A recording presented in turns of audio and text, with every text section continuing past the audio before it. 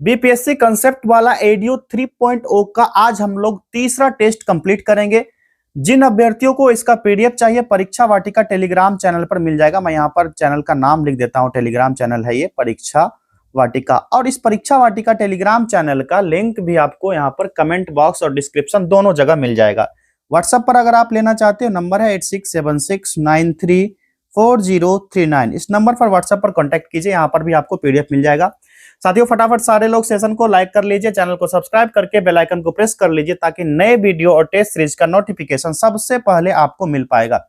चलिए बढ़ते हैं आज के टेस्ट की तरफ। ये टेस्ट जो इंग्लिश मीडियम के बच्चे हैं उनको भी मिलेगा, आप पीडीएफ ले लेना जाकर के उसी नंबर पर। स्टार्ट करेंगे पहले क्वेश्चन से।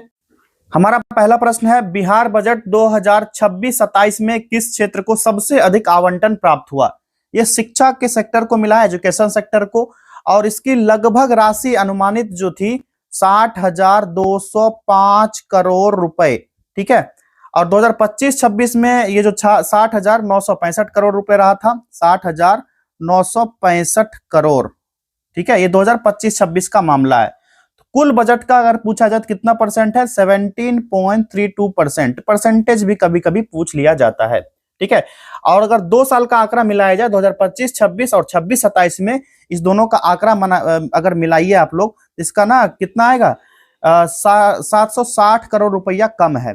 ठीक है, 760 करोड़ रुपया कम है 2025-26 बजट के मुकाबले। ठीक, आगे देखिए, बिहार विधानसभा में प्रस्तुत बजट 2026-27 का कुल परिव्यय कितना है? कुल परिव्यय इसका है 3.47 लाख करोड़ रुपए। पहला विकल्प यहाँ पर राइट आंसर होगा। इसमें 7 निश्चय परिकल्पना भी दिया गया था ये 2026-27 के बजट का। ठीक है, आगे देखिए, इंडिया पोस्ट ने हाल ही में किस संस्थान में पहले जेनजी थीम आधारित डाकघर का उद्घाटन किया है? राइट आंसर इसका हो जाएगा विकल्प बी, आईआईटी दिल्ली। जो जेनजी थीम आधारित पुनर्निर्मित डाकघर है, इसी का उद्घाटन हुआ है। यह आधुनिकीकरण का हिस्सा है जिसका उद्देश्य है कि डाकघर को अधिक जीवंत और युवा केंद्रित और छात्र के अनुकूल बना लिया जाए। आगे देखिए, वंदे मातरम जो हाल ही में अपने 150 वर्ष पूर्ण होने के कारण समाचारों में रहा, मूल रूप से किसके द्वारा रचित है? ये वंदे मातरम जो रचा गया था ना, बंकिम चंद्र चटर्जी की रचना है। विकल्प बी राइट आंसर हो जाएगा। और पहली बार 1875 ईस्वी में बंग दर्शन एक पत्रिका थी, इसी में छपा था। पत्रिका का नाम था बंग दर्शन, इसी में प्रकाशित हुआ था। और उनका एक उपन्यास भी है बंकिम चंद्र चटर्जी का, उपन्यास का नाम है आनंद मठ। आनंद मठ, ये 1882 में, इसमें भी वंदे मातरम को शामिल किया गया था। फिर जाकर के 24 जनवरी 1950 ईस्वी को संविधान सभा ने वंदे मातरम को राष्ट्रीय गीत और उसी दिन जनगण मन को भी राष्ट्रीय गान के रूप में स्वीकार कर लिया था। आप लोग कमेंट कीजिएगा जनगण मन किसने लिखा था। चलिए आगे देखिए, कौन सा होगा भाई? 5वां क्वेश्चन है, जोहरान ममदानी हाल ही में न्यूयॉर्क सिटी के मेयर चुने गए, उसने निम्नलिखित में से किन कारणों से इतिहास रचा? इनके बारे में पूछा जा रहा है, किस कारण से इन्होंने हिस्ट्री रचा है। यहाँ पर कूट भी दिया गया है, सही उत्तर का चयन करना है कूट की सहायता से। चलिए 1 बाय 1 स्टेटमेंट पढ़िए। पहला यहाँ पर है, वे शहर का नेतृत्व करने वाले पहले मुस्लिम बने, बिल्कुल सही है। दूसरा यहाँ पर देखिए, वे न्यूयॉर्क सिटी के मेयर बनने वाले दक्षिण एशियाई मूल के पहले व्यक्ति, ये भी स्टेटमेंट भैया बिल्कुल सही है। तीसरा और आखिरी स्टेटमेंट है, वे भारतीय फिल्म निर्माता मीरा नायर के पुत्र है, ये भी यहाँ पर स्टेटमेंट बिल्कुल सही दिया गया है। ठीक, तीनों स्टेटमेंट सही है तो तीनों होना चाहिए। तो 1, 2 और 3 भाई विकल्प डी वाला यहाँ पर सही है। आगे देखिए, रोहन बोपन्ना जिन्होंने हाल ही में लगभग 2 दशक लंबे करियर के बाद संन्यास की घोषणा की, किस खेल से संबंधित है? ये टेनिस के खिलाड़ी हैं, विकल्प बी यहाँ पर सही हो जाएगा। पहले विश्व नंबर 1 रह चुके हैं। फिर नवंबर 2025 में 20 वर्षों के पेशेवर करियर के बाद संन्यास ले लिया उन्होंने। उसके बाद इनकी उपलब्धि की बात कही जाए तो मैथ्यू एबडेन के साथ 2024 में ऑस्ट्रेलियन ओपन पुरुष युगल खिताब भी इन्होंने जीता था। आगे देखिए, पुस्तक sing dance and leadership lessons from the life of Srila Prabhupada, जिसे हाल ही में भारत के उपराष्ट्रपति सीपी राधाकृष्णन द्वारा नई दिल्ली में विमोचित किया गया, किसके द्वारा लिखा गया? सबसे पहला बात, यहाँ तो प्रभुपाद का मामला आया है तो ये इस्कॉन से संबंधित होगी। आगे ऑप्शन देख लेते हैं हम लोग। इस प्रश्न का जो सही जवाब हो जाएगा विकल्प डी हो जाएगा, हिंदोल सेन गुप्ता। विकल्प डी वाला यहाँ पर सही है। आगे देखिए, फ्रांस ने 15 वर्ष से कम आयु के बच्चों के लिए सोशल मीडिया के उपयोग पर प्रतिबंध लगाने की दिशा में कदम बढ़ाया है, यदि यह लागू होता है तो फ्रांस किस देश के बाद ऐसा प्रतिबंध लगाने वाला दूसरा देश बन जाएगा? एक तरफ देखिए फ्रांस यहाँ सोशल मीडिया पर रोक लगाता है, वहीं इंडिया जैसे जगह में सोशल मीडिया को प्रमोट किया जा रहा है जहां पर बच्चे अपना जीवन यापन या फिर रोजगार के संबंध में इसको यूज कर सकते हैं। तो ये राइट आंसर इसका क्या हो जाएगा? विकल्प सी हो जाएगा। ये ऑस्ट्रेलिया का मामला है, विकल्प सी वाला सही है यहाँ पर। आगे देखिए, भारत हाल ही में आईनी या एनी एयर बेस से हट गया, यह एयर बेस कहाँ स्थित है? इस प्रश्न का सही जवाब क्या हो जाएगा भाई? इसका राइट आंसर हो जाएगा ताजिकिस्तान, विकल्प सी वाला यहाँ पर सही है। इससे जो भारतीय कर्मियों की तैनाती थी, इससे संबंधित समझौता हुआ था 2022 में समाप्त हो जाता है। फिर लॉजिस्टिक हब के रूप में यह कार्य करने लगता है और लड़ाकू अड्डे के रूप में यहाँ पर कोई काम नहीं होता है। 2021 की मामला की बात करी जाए तो तालिबान के सत्ता में आने के बाद अफगानिस्तान से भारतीय नागरिकों को निकासी भी इसी बेस से किया गया था। इसके बंद होने के साथ ही भारत का एकमात्र विदेशी सैन्य ठिकाना यहाँ पर समाप्त हो जाता है जो ताजिकिस्तान से संबंध रखता है। आगे देखिए, प्रस्तावित विकसित भारत रोजगार और आजीविका गारंटी मिशन ग्रामीण विधेयक 2025 के अंतर्गत प्रति ग्रामीण परिवार को एक वित्तीय वर्ष में कितने दिनों के मजदूरी रोजगार की वैधानिक गारंटी दी गई है? राइट आंसर इसका हो जाएगा विकल्प बी 125 दिन। ठीक है, ये 125 दिन वीवी मनरेगा के बारे में आप लोग सुने होंगे। वीवी जी राम जी, पहले 100 दिन मिलता था, अब 125 दिन इसमें दिया जाएगा। ठीक है, और इस ढांचे की मांग आधारित काम के अधिकार से हटकर आपूर्ति आधारित बजट सीमित मॉडल अपनाया गया जो विकसित भारत 2047 की परिकल्पना के अनुरूप बिल्कुल फिट बैठता है। यहाँ पर हिमालयी राज्य जो केंद्र शासित प्रदेश है, इस यहाँ का रेशियो 90:10 रखा गया था। यहाँ पर केंद्र सरकार का 90% और 10% गवर्नमेंट होगा स्टेट का। ठीक है, चलिए आगे देखिए कौन सा होगा। क्वेश्चन नंबर 11 देखिए, लोवे इंस्टीट्यूट द्वारा जारी एशिया पावर इंडेक्स 2025 में भारत को कौन सा स्थान प्राप्त हुआ? सही जवाब विकल्प सी, तीसरा स्थान भारत को मिला है। और एशिया पावर इंडेक्स ऑस्ट्रेलिया द्वारा लोवे इंस्टीट्यूट ये प्रतिवर्ष प्रकाशित करता है। और 2025 के रैंकिंग में भारत को संयुक्त राज्य अमेरिका और चीन के बाद तीसरा स्थान मिला था। पहले स्थान पर कौन था? पहले स्थान पर भाई यूएसए था, दूसरे पर चाइना और तीसरे पर अपना प्यारा भारत। ठीक है, ये ध्यान रखना। ये आगे देखिए, जनवरी 2026 तक की सूचनाओं के अनुसार पटना उच्च न्यायालय के मुख्य न्यायाधीश कौन है? राइट आंसर हो जाएगा विकल्प डी, संगम कुमार साहू, जो हाल ही में न्यायाधीश बने हैं और इनका कार्यकाल जो समाप्त होगा 2027 में जाकर के समाप्त हो जाएगा। तो फिर 2027 में आप लोग देख लेना करंट में, या फिर इसी साल जो अक्टूबर के बाद एग्जाम होगा तो एक संभावित जो भी नए जज आएंगे, मुख्य न्यायाधीश आएंगे पटना हाईकोर्ट में, उनका नाम यहाँ पर आ जाएगा आप लोग को। आगे देखिए, भारत की पहली हाइड्रोजन संचालित वाटर टैक्सी सर्विस या सेवा किस शहर में शुरू की गई है? राइट आंसर इसका हो जाएगा विकल्प ए, वाराणसी में शुरू हुआ है ये, और हाइब्रिड इलेक्ट्रिक हाइड्रोजन इंजन पर संचालित होता है जो कोचिन शिपयार्ड में निर्मित किया गया है। यहाँ पर ना जीरो इमिशन यानी शून्य उत्सर्जन का पोत है ये, लगभग 50 यात्री को ले जाने में सक्षम होगा। अगला प्रश्न है, 23वें भारत रूस वार्षिक शिखर सम्मेलन के दौरान भारत और रूस ने 2030 तक द्विपक्षीय व्यापार के किस लक्ष्य को प्राप्त करने पर सहमति व्यक्त की? राइट आंसर इसका हो जाएगा विकल्प सी, 100 बिलियन अमेरिकी डॉलर के साथ व्लादिमीर पुतिन की यात्रा के दौरान आयोजित यह शिखर सम्मेलन हुआ था। दीर्घकालिक आर्थिक सहयोग योजनाएं बनाई गई थी। दोनों देश ने 2030 तक 100 अरब अमेरिकी डॉलर का द्विपक्षीय व्यापार का लक्ष्य निर्धारित किया और ये निर्णय ना रक्षा क्षेत्र से आगे बढ़कर लिया गया, जिसमें ऊर्जा सेक्टर को मतलब कि एनर्जी सेक्टर, कनेक्टिविटी और निवेश जैसे क्षेत्र में ना सहयोग करने को विस्तार देने का प्रयास यहाँ पर हुआ था। आगे देखिए, चलिए कौन सा होगा आगे, 15वां क्वेश्चन की तरफ बढ़ते हैं। क्वेश्चन नंबर 15 को कंप्लीट करें उससे पहले एक जानकारी देना है। जिन अभ्यर्थियों को बीएड करना है यूपी से, तो आप लोग को एक जानकारी दे दें कि यूपी से बीएड 2026 से 28 सेशन में एंट्रेंस एग्जाम का फॉर्म फिल होना स्टार्ट हो गया। 10 फरवरी से 5 मार्च तक चलेगा। आप लोग फॉर्म फिल कर लीजिए। और ये बीएड हम लोग आपको गवर्नमेंट यूनिवर्सिटी यूपी के आगरा से करवाएंगे, जो कि 60,000 में हो जाएगा। दलाल लोग के चक्कर में नहीं पड़ना है। 80 से 85,000 का डिमांड करेंगे अभी वर्तमान स्थिति में। उसके बाद तो 1 लाख प्लस आपको डिमांड करेंगे। फिर आपका एक्स्ट्रा खर्च भी आएगा, जो एग्जाम फी वगैरह होगा। यहाँ पर आपको जानकारी एक चीज और है कि 60,000 में जो हम लोग बीएड कराएंगे, 60,000 में कंप्लीट बीएड होगा। इसमें ना एक्स्ट्रा एग्जाम फी लगेगा आपको, ना रजिस्ट्रेशन फी। XYZ जो भी फी होगा वो हम लोग बयान करेंगे, आप लोग को एक्स्ट्रा फी नहीं लगेगा। लेकिन यहाँ पर दलाल लोग आपसे कम से कम तो 85,000 रुपए की डिमांड करेंगे। तो भाई लोग एक बार जान लो, जब यूनिवर्सिटी हमसे 60,000 डिमांड करता है, दलाल लोग को 25,000 एक्स्ट्रा क्यों देंगे? अगर 25,000 आपका यहाँ पर बच जाता है तो तो उसी 25,000 में आप 2 साल जाकर के ना एग्जाम दे लोगे। ठीक है, तो आप लोग इसके लिए अगर अप्लाई करना चाहते हैं तो अप्लाई कीजिए, और सबसे इंपॉर्टेंट इस नंबर पर कांटेक्ट कीजिए। नंबर दिया गया है 8676934039। इस नंबर पर आइए, कांटेक्ट कीजिए, यहाँ पर आपको सारी जानकारी मिल जाएगी यूपी बीएड के बारे में।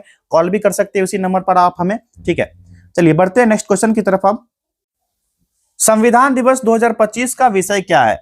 इसका राइट आंसर हो जाएगा विकल्प डी, हमारा संविधान हमारा स्वाभिमान। ठीक है, ये 2025 का एक थीम रहा था, और इसका उद्देश्य ना न्याय, स्वतंत्रता, समानता, बंधुत्व जैसे संवैधानिक आदर्श के प्रति जागरूकता को बढ़ाने के लिए किया जा रहा है। अगला प्रश्न है, हाल ही में समाचारों में रहे अमेजन क्षेत्र में डंक रहित मधुमक्खियों अमेजोनियन स्टिंगलेस बी को किस देश ने जारी एक अध्यादेश के माध्यम से कानूनी अधिकार प्रदान किए गए? राइट आंसर इसका हो जाएगा विकल्प सी हो जाएगा, पेरू का मामला है ये। और परागणकर्ता जो पॉलिनेटर्स होते हैं इसके रूप में उनकी महत्वपूर्ण भूमिका यहाँ पर बताई गई है, जो अमेजन जैव विविधता के संरक्षण में सहायक होगा। अगला क्वेश्चन है, केंद्रीय बजट 2026-27 के अनुसार सरकार के नीतिगत दिशा का मार्गदर्शन करने वाले 3 कर्तव्य कौन से हैं? यहाँ पर 3 ड्यूटीज पूछा जा रहा है, 3 कर्तव्य, इसमें से कौन सा होगा? यहाँ पर स्टेटमेंट भी 1 2 3 4 दिया गया है, और कहा जा रहा है कूट की सहायता से यहाँ पर सही उत्तर चूज करना है। तो भाई 1 बाय 1 देख लेते हैं पहले, उसके बाद कूट की तरफ देख लेंगे। चलिए पहला स्टेटमेंट पढ़िए, यहाँ पर क्या है? सस्टेन इकोनॉमिक ग्रोथ, आर्थिक विकास को बनाए रखना और गति देना। ये स्टेटमेंट सही है? भाई बिल्कुल सही स्टेटमेंट यहाँ पर दिया गया है। दूसरा है fulfil aspirations and build capacity, जन आकांक्षाओं की पूर्ति करना तथा क्षमता निर्माण।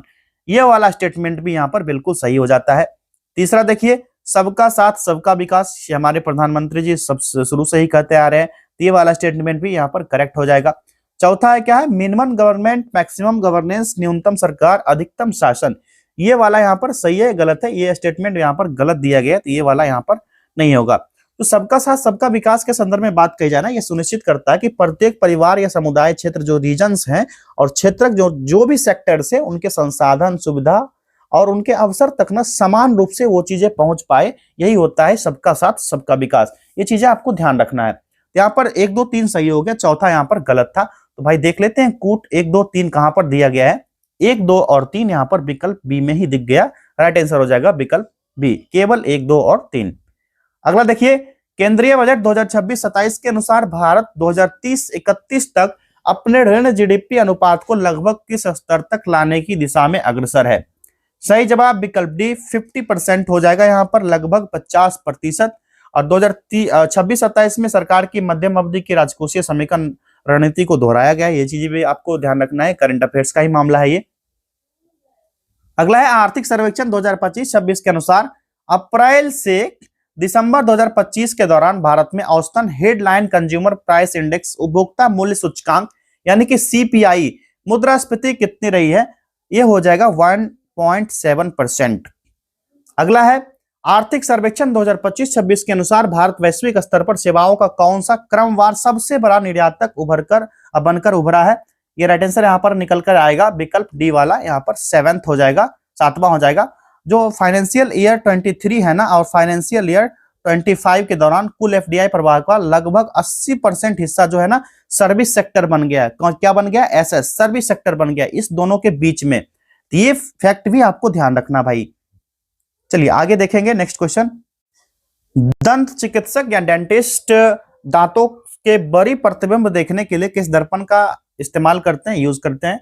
राइट आंसर इसका हो जाएगा विकल्प सी, अवतल दर्पण। आसान सा जवाब है ये।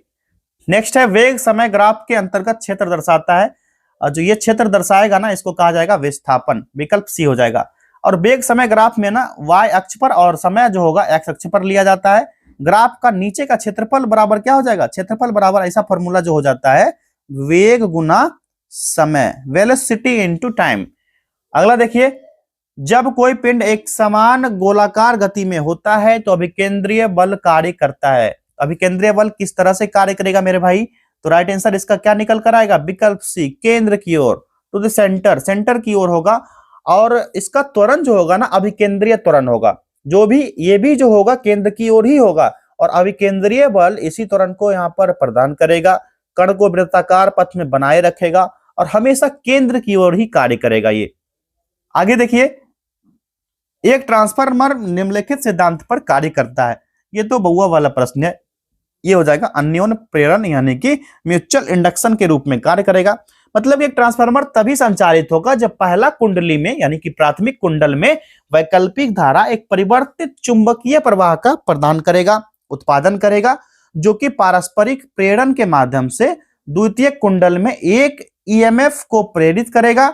और यही सिद्धांत बिना सीधे इलेक्ट्रिकल संयोजन के वोल्टेज को बढ़ाए या फिर घटाने की अनुमति भी देता है। ये चीजें भी आपको यहाँ पर नोट कर लेना है। तो मैं बार बार बोलता हूं कि जब भी आप टेस्ट लगाने बैठो तो यहाँ पर आप कॉपी पेन लेकर बैठिए। प्रिज्म में प्रकाश का कौन सा रंग सबसे अधिक विचलित होता है? सही जवाब हो जाएगा विकल्प बी, बैगनी रंग। विकल्प बी वाला यहाँ पर सही है। और अपवर्तक सूचकांक पर डिपेंड करता है, तरंग दैर्घ्य के साथ परिवर्तित होता है। दृश्य प्रकाश में बैगनी प्रकाश की तरंग दैर्घ्य जो होती है सबसे क्या होगी, सबसे निम्न होगी और सबसे अधिक अपवर्तित भी रहेगी। जबकि सबसे दीर्घ तरंग दैर्घ्य वाली कौन होगी, तो लाल प्रकाश जो होगा सबसे कम अपवर्तित होगा। ठीक है, ये ध्यान रखना आपको। नाभिकीय विखंडन में उत्सर्जित होने वाली या निकलने वाली ऊर्जा का कारण क्या होगा? राइट आंसर हो जाएगा इसका विकल्प कौन सा हो जाएगा, बी वाला, द्रव्यमान का ऊर्जा में रूपांतरण होता है। विकल्प यहाँ पर सही हो जाएगा। और विशाल ऊर्जा द्रव्यमान से ऊर्जा यहाँ पर रूपांतरण से उत्पन्न होते रहता है। चलिए आगे देखिए, निम्नलिखित में से कौन सा प्रकृति का मूल बल नहीं है? मूल बल इसमें से नहीं होगा, ये हो जाएगा घर्षण बल। विकल्प सी यहाँ पर सही है। जो चार मूलभूत बल है ना, गुरुत्वाकर्षण, विद्युत चुंबकीय, परमाणु प्रबल, परमाणु हो जाएगा, और कमजोर परमाणु प्रबल। ठीक है, कमजोर परमाणु बल हो जाएगा। तो घर्षण जो होगा ना, बल मौलिक नहीं है, यह सतह के बीच परमाणु स्तर पर विद्युत चुंबकीय क्रियाओं के कारण उत्पन्न होता है। ये एक संपर्क बल हो जाएगा। ठीक है, ये जो है ना घर्षण बल जो होगा ना, मौलिक नहीं होगा, ये संपर्क बल हो जाएगा। क्लियर? आगे देखिए, निम्नलिखित में से कौन सा एक उपधातु यानी मेटालॉइड है? ये आसान सा जवाब हो जाएगा बोरॉन। विकल्प पहला ही यहाँ पर बोरॉन। और अर्धधातु जो होते हैं ना, वैसे तत्व होते हैं जिनके गुण जो होंगे धातु और धातु दोनों के बीच की स्थिति में बनेगी। तो बोरॉन ना एक प्रमुख अर्धधातु हो जाएगा। ठीक है, ये उपधातु या अर्धधातु हो जाएगा। ये ना कठोर होगा, भंगुर होगा, अर्धचालक यानी सेमी कंडक्टिंग गुण वाला होगा। यहाँ पर सोडियम और कैल्शियम की बात कही जाए और ऑक्सीजन, ये सारे ना अधातु हो जाएंगे। ये तीनों जो दिए गए ना अधातु दिए गए। चलिए अगला देखिए, निम्नलिखित में से कौन सा एक संश्लिष्ट अपमार्जक यानी कृत्रिम डिटर्जेंट है? राइट आंसर हो जाएगा विकल्प बी, यहाँ पर सोडियम लॉरिल सल्फेट।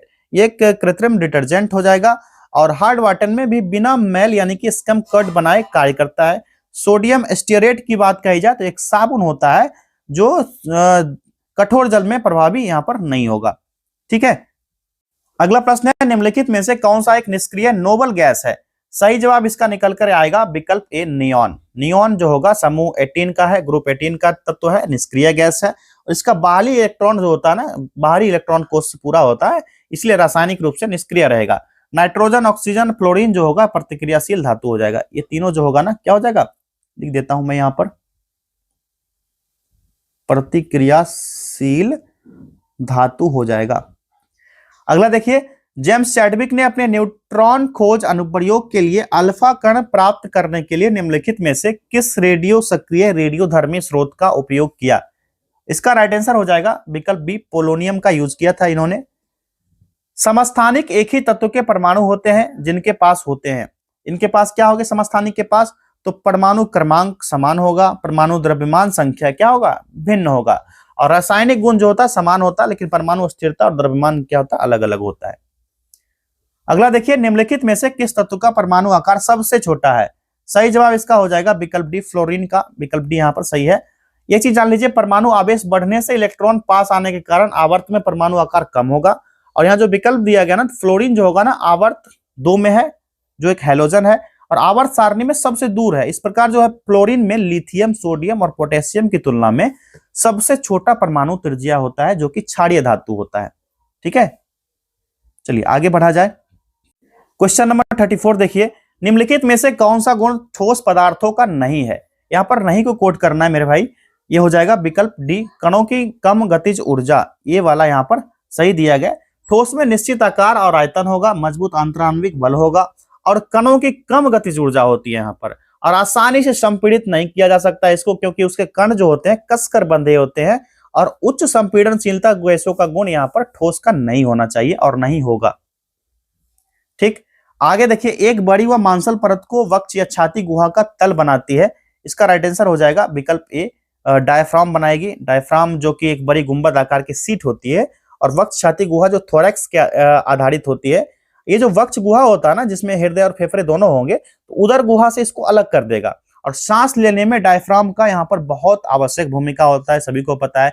जब ये सिकुड़ेगा तो चपटा होगा, और छाती गुहा का आयतन क्या करेगा, यहाँ डेंसिटी यहाँ पर इसको बढ़ा देगा, और हवा क्या करेगी, जैसे डेंसिटी बढ़ेगा तो हवा हमारे नाक के माध्यम से हमारे फेफड़े में प्रवेश कर जाएगी। आगे देखिए, अवायवीय श्वसन का तात्पर्य निम्नलिखित में से क्या है। राइट आंसर इसका हो जाएगा विकल्प ए, ऑक्सीजन के बिना श्वसन।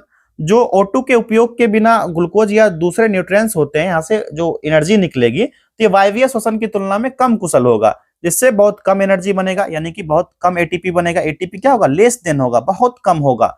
और सांस लेने की प्रक्रिया में ना उस स्थान पर होगा जहां पर ऑक्सीजन की कमी होगा। और जैसे कुछ बैक्टीरिया के लिए जो मिट्टी की गहराई में या फिर बहुत ज्यादा व्यायाम एक्सरसाइज करते हो आप लोग, तो कुछ समय के लिए मानवीय मांसपेशी कोशिका में भी इसका एंट्री हो जाता है। आगे देखिए, कॉर्निया मानव शरीर में किस अंग का भाग है। राइट आंसर इसका हो जाएगा विकल्प डी, आंख का भाग है। ये तो आप सभी को पता है, कॉर्निया आंख का सबसे आगे का बाहरी भाग या पारदर्शी परत होता है जो कि दिखता है सामने से। और आइरिस प्यूपिल और एंटीरियर जो होता है ना, कक्षा को ढकता है, इसी का पार्ट है आंख का ही, जो कि सुरक्षात्मक अवरोध बनाता है। कॉर्निया का जो काम होता है, आंख से आने वाले प्रकाश को यहाँ पर परिवर्तित करेगा, यानी अपवर्तित करेगा या फिर मोड़ देगा। जो इफेक्टेड लाइट्स होंगी उसको मोड़ देगा, जो आंख को फुल फोकस शक्ति का एक बड़ा हिस्सा बनाया जाता है। और ये एक बहुत बड़ा हिस्सा है किसका, आंख की कुल फोकस शक्ति का। आगे देखिए, शैवाल पारिस्थितिकी तंत्र को निम्नलिखित में से किस स्तर से संबंधित है। राइट आंसर इसका हो जाएगा विकल्प सी वाला हो जाएगा, उत्पादक। जो एल्गीज होते हैं ना, पौधे जैसे कि सरल जीव होंगे, तो प्रकाश संश्लेषण का यूज करके सूर्य के प्रकाश, जल और कार्बन डाइऑक्साइड से अपना भोजन बनाते हैं। ये तो पढ़ते आ रहे हो शुरू से ही। एक पारिस्थितिक तंत्र में जो जीव अपना भोजन खुद से बनाएंगे ना, उसको उत्पाद कहा जाता है, उत्पादक कहा जाएगा। ठीक, जैसे कि पेड़ पौधे खुद बनाते हैं अपना भोजन। और जलीय खाद में, जलीय जाल में प्राथमिक उत्पाद के तौर पर जो शैवाल खाद्य श्रृंखला का आधार बनाते हैं, जिससे कि समुद्री और मीठे जल में जीव के लिए आवश्यक, जहां पर बहुत इंपॉर्टेंट हो जाता है।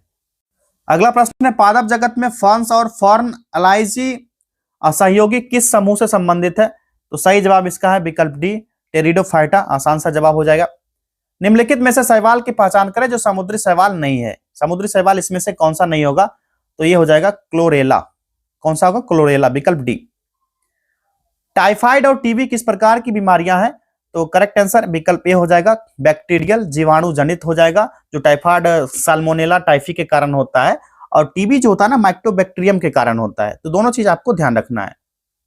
आगे देखिए, 1893 में स्वामी विवेकानंद को किस अंतरराष्ट्रीय आयोजन में पहचान मिली। ये सही जवाब हो जाएगा, विश्व धर्म संसद था ये। पहला विकल्प यहाँ पर सही है। स्वामी विवेकानंद 1893 में जाते हैं, कहां जाते हैं, तो ये जाते हैं भाई साहब शिकागो, शिकागो। ठीक है, शिकागो में धर्म संसद होता है, वहां पर प्रभावशाली भाषण देते हैं, अंतरराष्ट्रीय स्तर पर यहाँ पर फेमस होते हैं। जहां उन्होंने हिंदू धर्म का प्रतिनिधित्व भी किया था। उनके शुरुआती भाषण जो थे वहां पर, जो अमेरिका के बहनों और भाइयों से शुरू हुआ था, बहुत फेमस है। आजकल हमारे प्रधानमंत्री जी भी इसको यूज करते हैं, बहनों, मेरे प्यारे बहनों और भाइयों। इसी को सुनकर वहां के दर्शक ना बहुत ही खुश हुए, मंत्रमुग्ध हो गए थे, मानो कि एक मंत्र मार दिया है किसी व्यक्ति ने। और हिंदू धर्म भारतीय दर्शन की ओर दुनिया का ध्यान खींच लिया था। इसी विश्व धर्म संसद 1893 शिकागो में इन्होंने, स्वामी विवेकानंद जी ने। आगे देखिए, वंदे मातरम गीत पहली बार किस पत्रिका में प्रकाशित हुआ था। ये सभी आपको पता ही होगा। इसका अगर विकल्प देख लिया जाए तो भी, ना देखे तो भी, अभी ऊपर बताए थे आप लोग को, बंग दर्शन में प्रकाशित हुआ था। आनंद मठ में भी इसका यूज हुआ था, और बाद में जाकर के जनवरी माह में 1950 में जाकर के ये भारत का राष्ट्र गीत भी बन गया था। फिर जनगण मन वाला मामला भी उसी बीच में आया था। मैंने आपको बोला भी, उसका कमेंट करना, जनगण मन की रचना किसने की थी। तो देखिए, बंग दर्शन दिया गया है, विकल्प डी सही हो गया। आगे देखिए, 1909 में लंदन में कर्जन वायली की हत्या किसने की। सही जवाब हो जाएगा इसका विकल्प डी वाला हो जाएगा, मदन लाल ढींगरा ने किया था। मदन लाल ढींगरा, विकल्प बी है भाई, विकल्प बी होगा ना, डी नहीं है, विकल्प बी है, मदन लाल ढींगरा। 1 जुलाई 1909 को लंदन में ब्रिटिश इंडियन आर्मी के अधिकारी थे जो कि भारत के सेक्रेटरी ऑफ स्टेट के पॉलिटिकल एंड कैंप डे पर सर विलियम हटकर्जन वाइली की यहाँ पर हत्या हुई थी। डेट था 1 जुलाई का, ठीक है, 1909 तो दिया गया, लेकिन ये डेट इंपॉर्टेंट हो जाता है, कभी कभी डेट और मंथ दोनों पूछ लिया जाता है। निम्नलिखित के चुनाव में स्वराज पार्टी केंद्रीय विधानसभा में सबसे बड़ी पार्टी बनकर उभरी। स्वराज पार्टी कहो, अभी जनसुराज पार्टी हार में हारी है। तो यहाँ पर ये जो हो जाएगा 1923 का मामला है, विकल्प सी हो जाएगा। सीआर दास यानी चित्तरंजन दास और मोतीलाल नेहरू द्वारा गठित था, 1923 में बना था। केंद्रीय विधानसभा और प्रांतीय विधानसभा के चुनाव में भाग लिया, काफी सफलता मिला था। स्वराज पार्टी केंद्रीय विधानसभा में सबसे बड़ी पार्टी बनकर उभरा था, जिससे उन्हें अंदर से ब्रिटिश विधायी प्रयास की रुकावट डालने का अवसर भी मिला था और उन्होंने यहाँ पर रुकावट भी डाला था। साइमन कमीशन की सिफारिशों के कारण 1930 में कौन सी घटना घटित हुई? राइट आंसर इसका हो जाएगा पहला, प्रथम गोलमेज सम्मेलन। और ये कब हुआ था? साइमन कमीशन 1923 में अपना रिपोर्ट देता है, उसके बाद ब्रिटिश सरकार संवैधानिक सुधार पर चर्चा करता है, फिर लंदन में कई कॉन्फ्रेंस होते हैं। 1930 में पहला गोलमेज सम्मेलन होता है साइमन कमीशन की सिफारिश पर। परिणाम का सीधा परिणाम था यहाँ पर 1930 में होता है, आप सभी को पता है। और आप लोग कमेंट करना कि गांधी जी कौन से गोलमेज सम्मेलन में भाग लेते हैं। गांधी इरविन समझौते के बदले में गांधी जी सहमत हुए थे। गांधी जी किन बात पे सहमत हुए थे? असहयोग आंदोलन समाप्त करने पर? ना बाबा ना। तब फिर किस पे सहमत हुए? सविनय अवज्ञा आंदोलन को रोकने। हाँ ये सही है, ब्रिटिश आंदोलन का साथ नहीं दिया था, साइमन कमीशन का बहिष्कार नहीं किया था। जो 5 मार्च 1931 को हस्ताक्षरित हुआ था गांधी इरविन पैक्ट, जो पढ़े थे हो आप लोग, तो महात्मा गांधी और वायसराय लॉर्ड इरविन था, इसी के बीच एक राजनीतिक समझौता था। समझौते के तहत हुआ कि गांधी जी सविनय अवज्ञा आंदोलन को रोक देते हैं और दूसरे गोलमेज सम्मेलन में यहाँ पर भाग लेने के लिए सहमत होते हैं। अभी मैंने ऊपर प्रश्न भी किया था आपको कमेंट करने के लिए, तो अब ये कमेंट करना कि दूसरा गोलमेज सम्मेलन कब होता है, ईयर कमेंट करना आप लोग। 1939 में कांग्रेस मंत्रिमंडल के त्यागपत्र से कौन सा राजनीतिक घटनाक्रम हुआ, बताइए? तो इसका सही जवाब होगा मुस्लिम लीग की पाकिस्तान की मांग की गई थी, विकल्प बी वाला हो जाएगा। 1939 में ही मांग हुआ था एक पृथक मुस्लिम राज्य की, जो कि मांग मजबूत था और 1940 में लाहौर प्रस्ताव में औपचारिक रूप से यहाँ पर स्थापित भी हो गया था। ठीक, तो कांग्रेस का लाहौर अधिवेशन कब हुआ था, कमेंट करना ईयर, और उसके अध्यक्ष कौन थे ये भी कमेंट करना आप लोग। अगला देखिए, 1924 में पंजाब, यूपी, बिहार में समाजवादी प्रभावों से कौन सा क्रांतिकारी संगठन स्थापित किया गया था? सही जवाब हो जाएगा इसका विकल्प सी, हिंदुस्तान रिपब्लिकन एसोसिएशन, HRA। ठीक है, 1924 में। अगला देखिए, नेहरू रिपोर्ट का मसौदा तैयार करने वाली समिति की अध्यक्षता किसने की? राइट आंसर इसका हो जाएगा विकल्प कौन सा? ये हो जाएगा मोतीलाल नेहरू ने ही इसको तैयार किया था। और ये साइमन आयोग की प्रतिक्रिया में मोतीलाल नेहरू की अध्यक्षता में एक समिति द्वारा तैयार हुआ था और भारतीय संवैधानिक विकास के इतिहास में एक महत्वपूर्ण दस्तावेज भी माना जाता है ये। अगला देखिए,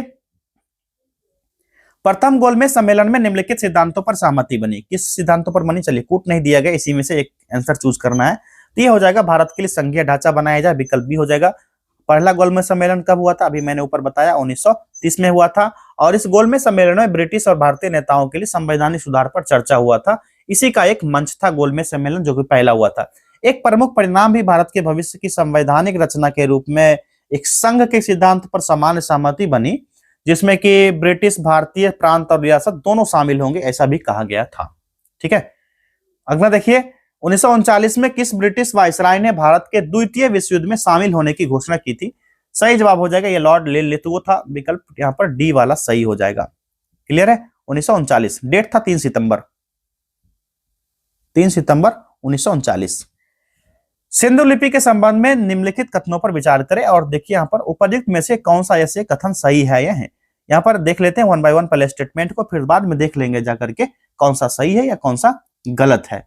क्लियर है? पहला देखिए स्टेटमेंट है, इसे आमतौर पर चित्रात्मक माना गया। भाई ये बिल्कुल सही है, जो प्रतीक वस्तु विचार को दर्शाता है इसको चित्रात्मक दर्शाया गया था। इसे आधुनिक पुरातत्वविदों ने सफलतापूर्वक समझ लिया, ये भी यहाँ पर सही दिया गया। जो हड़प्पा, मोहनजोदड़ो और लोथल, ये तीनों जगह पर ना शिलालेख वाली 4000 से अधिक मुहर मिला है। कितना? 4K+ मुहर, 4000 से ज्यादा इन 3 जगह से मिला है। सिर्फ कहां कहां? तो हड़प्पा, मोहनजोदड़ो, लोथल, हड़प्पा, मोहनजोदड़ो, लोथल, HML, ये ध्यान रखना। और सिंधु लिपि जो है ना, अभी तक समझी नहीं जा सकी है। जो रोजेटा स्टोन थे जैसा कोई द्विभाषी शिलालेख प्राप्त ऐसा नहीं हुआ है। और लेखन अधिकतर जो होता था ना, कहां से कहां होता था? ये दाएं से बाएं होता था। ठीक है, इस तरह इधर से इधर लिखा जाता था। अभी हम लोग जैसे बाएं से दाएं लिखते हैं ना, तो उस समय सिंधु सभ्यता में ना ये वाला डायरेक्शन था, ये वाला, ठीक है, ये ध्यान रखना आप लोग। और लगभग 400 450 अलग अलग संकेत भी मिला है। और उद्देश्य पर विवाद है कि प्रशासनिक व्यवस्था कैसी होगी, व्यापार कैसा होगा, अनुष्ठानिक उपयोग कैसा होगा, ये सभी अभी भी विवादित मामला है। ये इस तरह के क्वेश्चन आएंगे तो विवाद की स्थिति वाला ऑप्शन ही टिक करना। तो दाएं से बाएं लिखा जाती थी, ये वाला देखिए यहाँ पर क्या दिया गया, दाएं से बाएं, तो ये गलत हो जाएगा ना, एक तो यहाँ पर सही था, तीसरा यहाँ पर गलत हो जाएगा। राइट आंसर हो जाएगा केवल एक और, एक्सट्रीमली सॉरी, ये दाएं से बाएं है ना, तो ये वाला सही हो जाएगा भाई। आधुनिक पुरातत्वविदों ने सफलतापूर्वक समझ लिया, नहीं समझा कहाँ है, चलिए यहाँ पर मुझे लगा नहीं है, 1 और 3 होना चाहिए यहाँ पर, ठीक है, 1 और 3 होगा, क्योंकि यहाँ पर प्रशासनिक मामला अभी भी विवादित है, व्यापार का मामला अभी भी विवादित है, और जो अनुष्ठान प्रयोग होता था ये भी अभी समझ नहीं पाया वहां के लोगों ने। तो क्या हो गया, 1 और 3, विकल्प बी, ठीक है। आगे देखते हैं नेक्स्ट क्वेश्चन। ऋग्वैदिक समाज और उत्तर वैदिक समाज के बीच अंतर के संबंध में निम्नलिखित कथनों पर विचार करें। यहाँ पर स्टेटमेंट दिया गया, स्टेटमेंट को 1 बाय 1 पढ़ेंगे, उसके बाद देखिए यहाँ पर कूट भी दिया गया है, कौन सा ऐसे सही है, यहाँ पर सही कथन पूछा जा रहा है। पहले 1 बाय 1 स्टेटमेंट को यहाँ पर क्लियर कर लेते हैं, उसके बाद देख लेंगे कौन सा कूट यहाँ पर सही होगा। पहला स्टेटमेंट देखिए यहाँ पर क्या है, ऋग्वैदिक समाज ज्यादा समानता वाला था, जबकि उत्तर वैदिक समाज पदानुक्रमित हो गया, ये वाला सही है। ऋग्वैदिक समाज जो माना जाता है ना 1500 से 1000 ईसा पूर्व का है, कब से कब तक का, 1500 से 1000 ईसा पूर्व का है ये ऋग्वैदिक समाज। और उत्तर वैदिक समाज कब से कब तक का है बताइए, उत्तर वैदिक समाज की बात कही जाए तो ये हो जाएगा 1000 से 600 ईसा पूर्व का उत्तर वैदिक समाज हो जाएगा। ये स्टेटमेंट भाई तो सही दिया गया है। और यहाँ पर देखिए अगला है दूसरा कथन, देखिए उत्तर वैदिक काल में महिलाओं की स्थिति में गिरावट आई और उन्होंने सभाओं में भाग लेने का अधिकार खो दिया। जो महिलाएं थी ना सार्वजनिक भूमिका खो दी थी, सभा और समिति से बाहर कर दिया गया, और गोत्र और आश्रम प्रणाली जो था यहाँ पर उत्तर वैदिक काल में ही यहाँ पर संहिताबद्ध किया गया था, ये भी सही हो गया। तीसरा देखते हैं, उत्तर वैदिक काल में राजशाही वंशानुगत हो गया और अक्सर धार्मिक तर्कों द्वारा समर्थित थी, ये सही है। राजत्व तो वंशानुगत हो गया था, जिसमें अक्सर राजसूय यज्ञ जैसा होता था, सुमेध यज्ञ जैसे ब्राह्मणवादी अनुष्ठान यहाँ पर किया जाता था, और इसको उचित भी ठहराया गया था। फिर बढ़ते सामाजिक स्तरीकरण ने इसको गतिशीलता को कम कर दिया, जैसे जैसे सामाजिकरण बढ़ा, यहाँ पर कास्टिज्म को कम हुआ धीरे धीरे, तो ये चीजें कम होने लगी। ये वाला भी यहाँ पर सही हो जाता है, तीनों के तीनों स्टेटमेंट करेक्ट हैं। तो क्या हो जाएगा, 1, 2 और 3, विकल्प डी यहाँ पर सही है। अगला देखिए, निम्नलिखित में कौन सा शासक अशोक के उत्तराधिकारियों के पतन के बाद मगध में मौर्य शक्ति को पुनर्जीवित करने के लिए जाना जाता है। राइट आंसर इस हो जाएगा इसका पुष्यमित्र शुंग, पहला विकल्प यहाँ पर सही है। 185 ईसा पूर्व के आसपास यहाँ पर पुष्यमित्र शुंग जो होता है मौर्य साम्राज्य का जो बृहदत्त मौर्य राजा था, इसको यहाँ पर हरा देता है, इसका जो साम्राज्य था उखाड़ फेंकता है। पुष्यमित्र शुंग वंश की स्थापना करता है, फिर मौर्य साम्राज्य का यहाँ से अंत हो जाता है और ब्राह्मणवादी पुनरुत्थान के यहाँ से शुरू हो जाता है। फिर शुंग काल में ही वैदिक अनुष्ठान होते हैं, नए सिरे से यहाँ पर किया जाता है, लेकिन बौद्ध धर्म का विकास यहाँ से जारी ही रहता है, कंटिन्यू, जो कि अभी भी आप लोग परिणाम देख सकते हो, चाइना में बौद्ध धर्म के समर्थक ज्यादा है बजाय भारत के।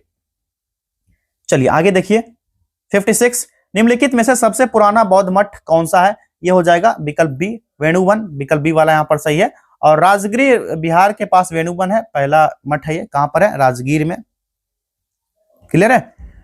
चोलों ने निम्नलिखित में से किसका निर्माण करके व्यापार को प्रोत्साहित किया था, चोल साम्राज्य के बारे में पूछा जा रहा है, तो यह निर्माण कराया था राजमार्ग और बंदरगाह का। चोल कब से कब तक, 19 to 13th सेंचुरी का मामला है। समुद्री अंतर्देशीय व्यापार को प्रोत्साहित किया, वाणिज्य की सुविधा के लिए राजमार्ग बनाए, बंदरगाह गोदाम तक बनवाया था।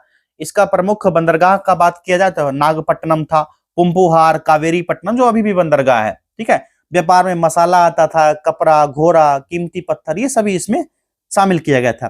खास जानकारी इसमें यह है कि शिलालेख वस्तु पर लगाए गए टैक्स जो होते थे ना, ये राज्य का राजस्व सुनिश्चित करता था। ये टैक्स वाला मामला अगर पूछ लिया जाए तो देख लेना, बहुत ही इंपॉर्टेंट था इस समय में टैक्स।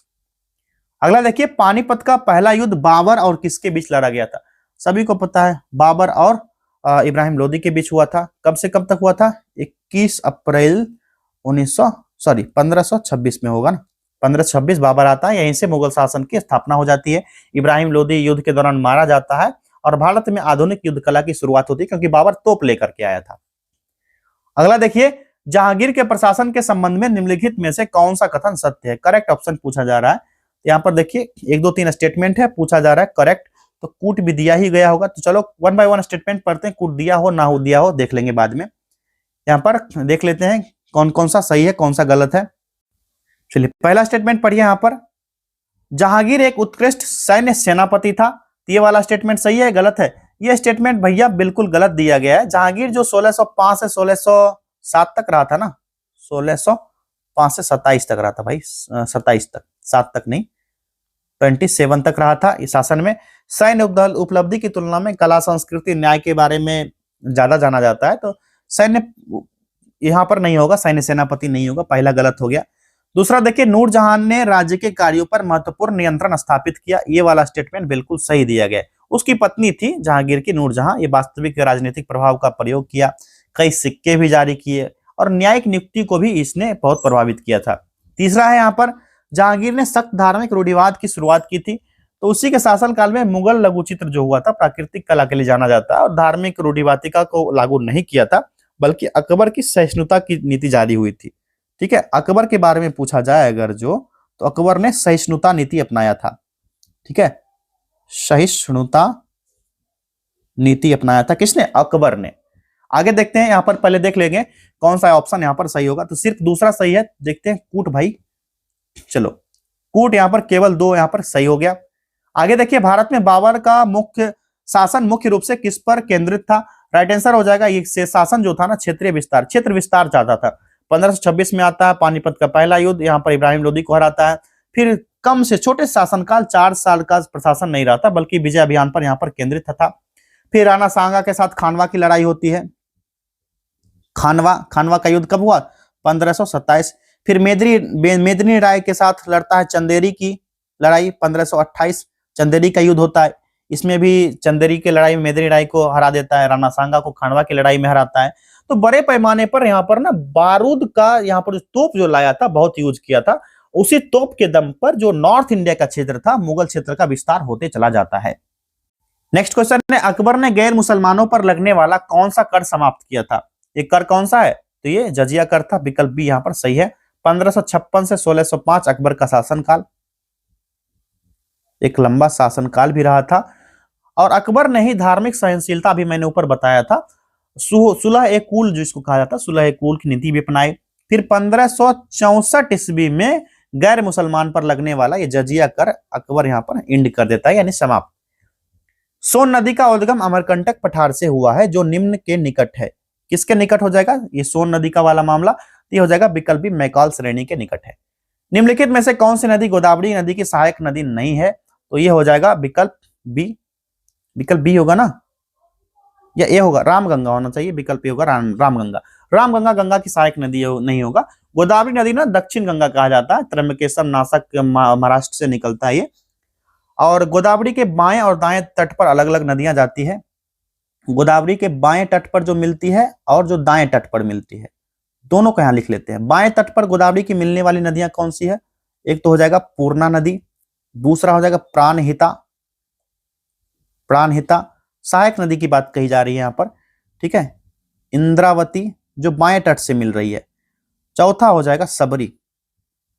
ठीक, अब दाएं तट पे देख लेते हैं, जो राइट डायरेक्शन से मिलती है, ये हो जाएगा मंजीरा। ये सब सहायक नदियां हैं गोदावरी की। पेनगंगा पूछा जाता है, दाएं तट से मिलने वाली, बाएं तट से मिलने वाली। और वर्धा, ये स्क्रीनशॉट ले लेना आप लोग फटाक से, ये हो जाएगा। ठीक, तो पेनगंगा और वानगंगा कौन सी हो जाएगी? तो ये दाएं तट से मिलेगी, तो वानगंगा इसमें तो होगा नहीं, पेनगंगा होगा यहाँ पर। तो एक से अधिक यहाँ पर होना चाहिए इसका जवाब ऐसे। लेकिन क्या पूछा जा रहा है, कौन सी नदी गोदावरी नदी की सहायक नदी नहीं है? तो नहीं तो भाई रामगंगा तो इसमें चर्चा ही नहीं है कहीं भी।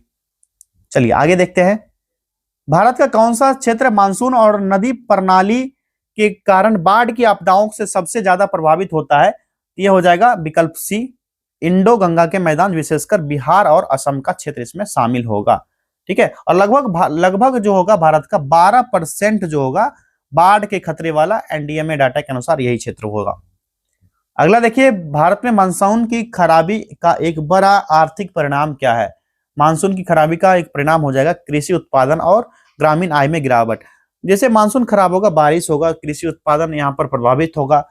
बारिश के मौसम में फिर जानते हो आप लोग, कहीं जॉब सेक्टर में रहते होंगे तो जो वैसा स्थिति आता है ना, बारिश वाला स्थिति, तो मंदी का समय चलता है, कंपनियां भी बंद हो जाती है, लगभग लगभग मजदूर यहाँ पर बेरोजगार हो जाते हैं। आगे देखिए, प्लूटो जैसे बौने ग्रह क्या होंगे? इसका सही जवाब क्या निकल के आएगा? तो ये हो जाएगा, ग्रहों से छोटे होते हैं और अपने कक्षीय पथ को स्पष्ट नहीं करते हैं। निम्नलिखित में से कौन सी लघु विवर्तनिक टेक्टोनिक प्लेट प्रशांत महासागर में अवस्थित नहीं है? तो इसका राइट आंसर हो जाएगा स्कोटिया प्लेट, पहला विकल्प यहाँ पर सही है। यहाँ पर जुआन डे फूका प्लेट, कोकोस प्लेट और नाजका प्लेट जो होगा ना, ये प्लेट प्रशांत क्षेत्र में अवस्थित है। कहां पर है? प्रशांत क्षेत्र में ही है ये सारे। आगे देखिए, निम्नलिखित में से कौन सा कारक महासागर की लवणता को प्रभावित करता है? 4 ऑप्शन दिए गए हैं, कूट का उपयोग करके सही उत्तर का यहाँ पर चयन करना है। तो कौन कौन सा होगा, 1 बाय 1 यहाँ पर देख लेते हैं। पहला होगा नदी के जल का प्रभाव, बिल्कुल महासागर लवणता को प्रभावित करेगा। दूसरा क्या होगा? हिमनदों का जमना, हिमनद यहाँ पर जमेंगे। तो सबसे पहले जानिए, नदी डेल्टा का जो प्रवाह होता है ना, निकटता लवणता को कम करेगा। जैसे कि बंगाल की खाड़ी में हिमनद जमेगा तो पिघलेगा और मौसमी अनुरूप क्या होगा, लवणता को बढ़ाएगा, कम नहीं करेगा। ठीक है, हिमनद का जमना और पिघलना ये भी हो जाएगा। नेक्स्ट है पवन की गति, ये भी यहाँ पर डिपेंड करेगा। जो पवन की गति होगी ना, तो वाष्पीकरण और मिश्रण दोनों को बढ़ाएगा, इससे क्या होगा, लवणता में वृद्धि होगी। चौथा स्टेटमेंट है समुद्री जल का परिसंचरण, भाई ये भी सही होगा। महासारण जो महासागर होगा, यहाँ पर परिसंचरण जो होगा, लवणता और ताजे जल को पुनर्वितरित करेगा। इसलिए चारों कारक जो दिए गए ना, संयुक्त रूप से वैश्विक महासागर लवणता को प्रभावित करेगा। तो देख लेते हैं कूट में कौन सा होगा। 4 है, 4 तो नहीं दिया गया है, उपर्युक्त सभी दिया गया। चलो विकल्प डी यहाँ पर सही होगा, चारों मतलब उपर्युक्त सभी सारे सही हैं। क्षोभ मंडल ट्रोपोस्फियर की मोटाई सबसे अधिक कहां होती है? इसकी ऊंचाई सबसे ज्यादा भूमध्य रेखा पर होगी, विकल्प सी यहाँ पर सही है। चलिए आगे देखिए, भारतीय संविधान के किस अनुच्छेद के तहत उद्योगों के प्रबंधन में श्रमिकों की भागीदारी का प्रावधान किया गया है? राइट आंसर हो जाएगा आर्टिकल 43A का मामला है, विकल्प बी यहाँ पर सही होगा। जो उद्योग प्रबंधन में श्रमिकों की भागीदारी यहाँ पर सबसे ज्यादा होगी।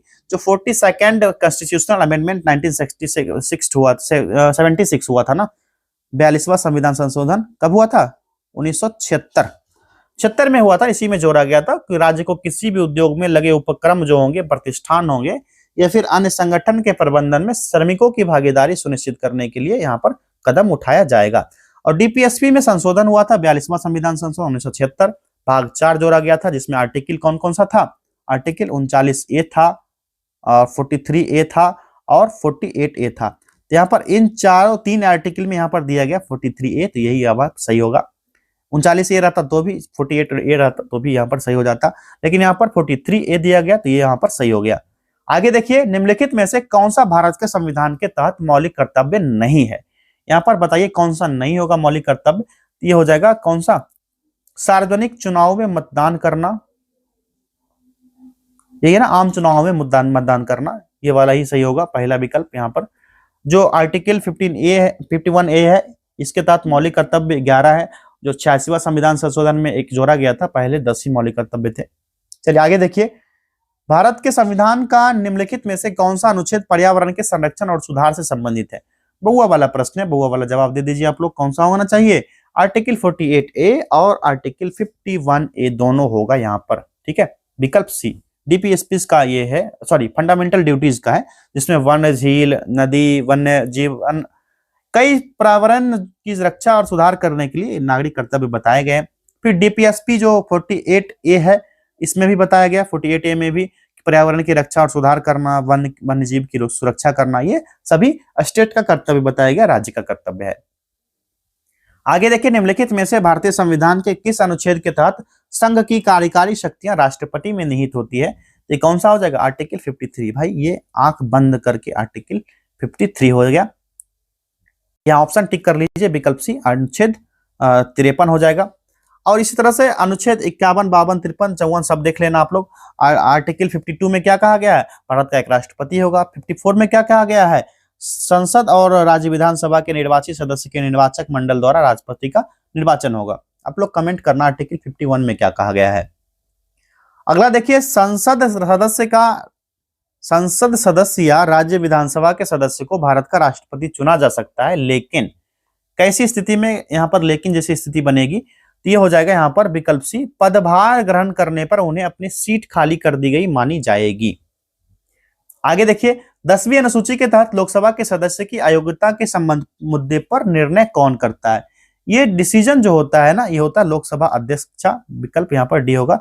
दल बदल विरोधी कानून पढ़ते होगा आप लोग, जिस पर सदन के किसी सदस्य को अयोग्य ठहराए जाने के मामले में अंतिम अधिकार जो होगा सदन का पीठासीन अधिकारी होता है, और सदन का पीठासीन अधिकारी जो होता है लोकसभा का अध्यक्ष होता है।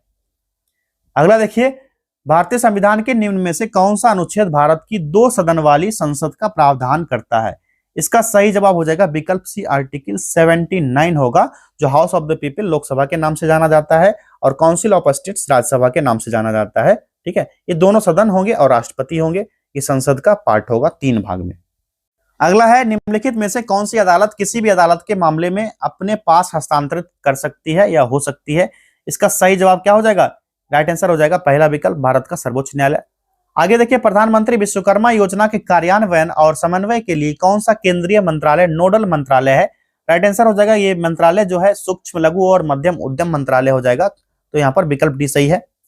बिम्स्टेक में भारत की सक्रिय भूमिका है। बिम्स्टेक का अर्थ क्या होता है? बिम्स्टेक मतलब इसका फुल फॉर्म पूछा जा रहा है, बाल्टिक भारतीय मध्य पूर्वी राज्य तकनीकी सहयोग, यानी कि विकल्प डी सही है यहाँ पर, बाल्टिक भारतीय मध्य पूर्वी राज्य तकनीकी सहयोग। चलिए आगे देखा जाए, निम्नलिखित में से कौन सी ब्याज दर वह दर है जिस पर वाणिज्यिक बैंक सरकारी प्रतिभूतियों को संपार्श्विक रूप से प्रदान करके रात भर के आपातकालीन आधार पर आरबीआई से धन उधार लेते हैं? इसका राइट आंसर क्या हो जाएगा भाई? इसका करेक्ट आंसर हो जाएगा विकल्प बी, सीमांत अस्थायी सुविधा, MSF होता है, और जिस पर अनुसूचित वाणिज्यिक बैंक जो होगा प्रतिभूति को संपार्श्विक रूप से अपने सांविधिक तरलता अनुपात यानी कि SLR पोर्टफोलियो का यूज करेगा और आरबीआई से रातों रात वित्त उधार ले सकता है। हालांकि रेपो रेट भी एक रातों रात सांविधिक तरलता अनुपात यानी SLR पोर्टफोलियो वाला मामला ही है, एक समर्थित दर हो जाता है, लेकिन सरकारी प्रतिभूति को संपार्श्विक रूप में प्रदान करेगा। ये विशेषता दोनों में सेम होगा, लेकिन MSF को विशेष रूप से क्या होगा, रातों रात आपातकालीन उधार के लिए एक विंडो के रूप में डिजाइन किया गया है, जिसकी दर जो होगा प्राय रेपो रेट के थोड़ी ज्यादा होती है अगर MSF के बारे में पूछा जाए। आगे देखिए, छठी पंचवर्षीय योजना 1980-85 का मुख्य फोकस क्या था? सही जवाब हो जाएगा इसका विकल्प बी, गरीबी को हटाना। 1980 से 85 का मामला, छठा पंचवर्षीय योजना। जितने 12 पंचवर्षीय योजना है सबके उद्देश्य कौन सा मॉडल है, मान लो 20 मॉडल जैसे पढ़ना है आपको, ये सब देख लेना। एक क्वेश्चन रहेगा आपके एग्जाम में, और एक जनगणना से, जनगणना 2011 से एक क्वेश्चन रहेगा। स्वच्छ सर्वेक्षण के तहत स्वच्छ शहरी जोड़ी पहल का मुख्य उद्देश्य क्या होगा? राइट आंसर इसका हो जाएगा विकल्प डी वाला हो जाएगा, विकल्प सी। यहाँ पर विकल्प डी देख लीजिए।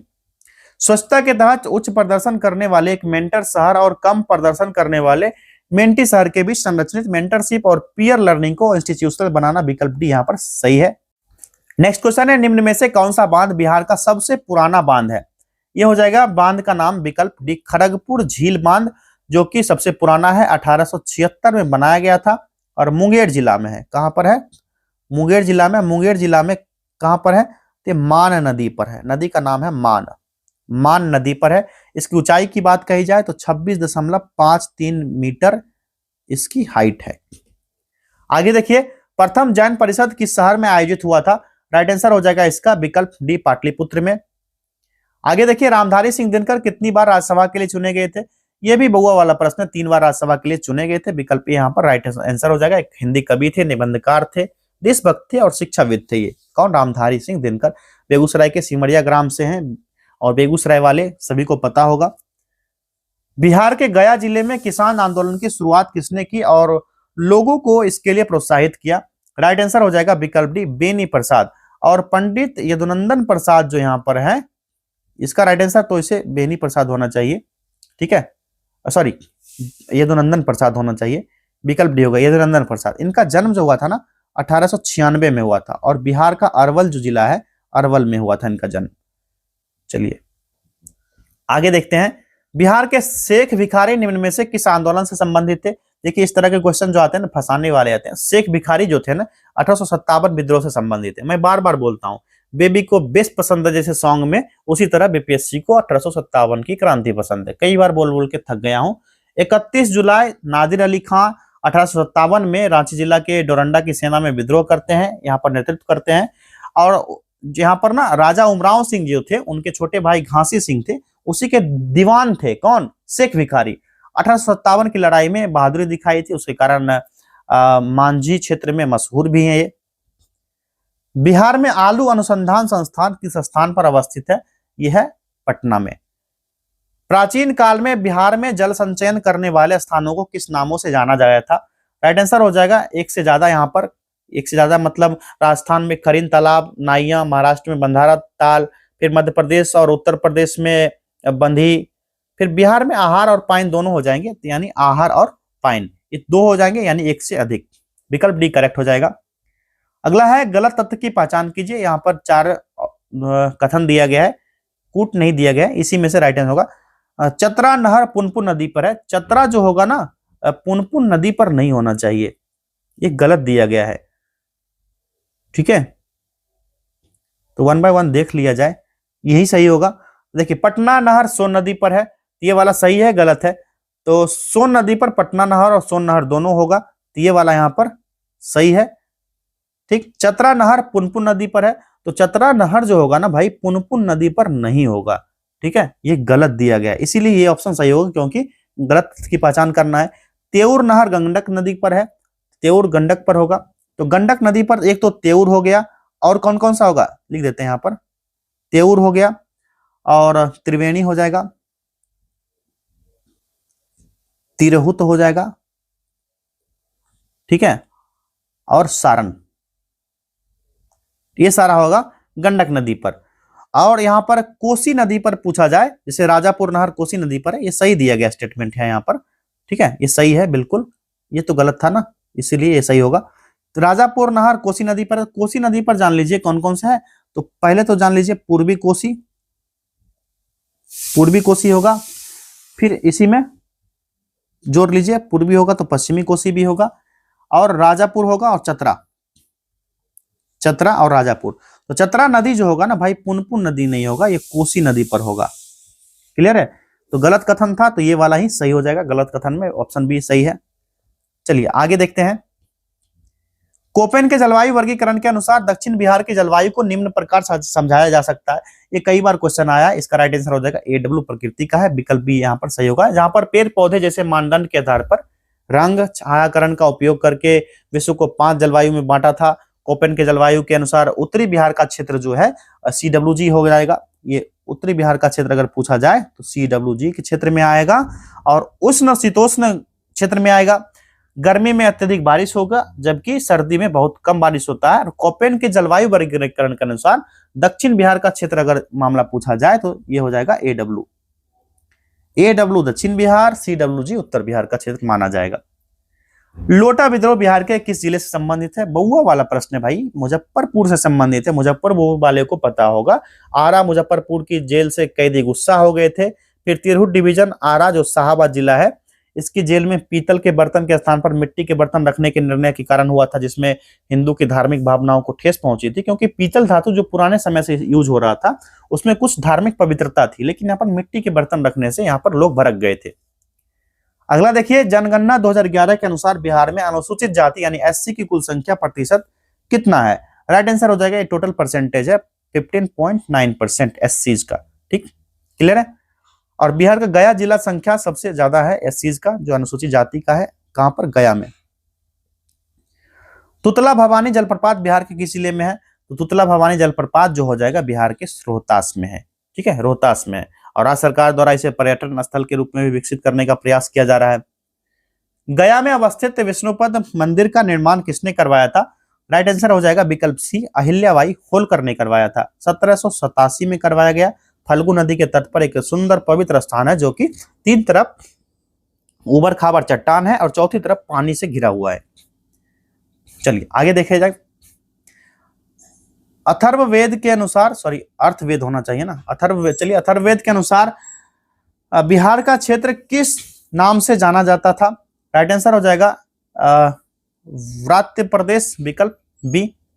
वज्जी महाजन पद में विद्रोह भड़काने के लिए वस्कर को किसने नियुक्त किया था, इसका सही जवाब हो जाएगा विकल्प सी वाला, अजातशत्रु। तृतीय बौद्ध संगीति कहां हुई थी, तो तीसरा बौद्ध संगीति आप सभी को पता होगा, यह हुआ था पाटलिपुत्रा में 250 ईसा पूर्व में, ठीक है। सम्राट अशोक के संरक्षण में हुआ था और अध्यक्षता किसने किया था?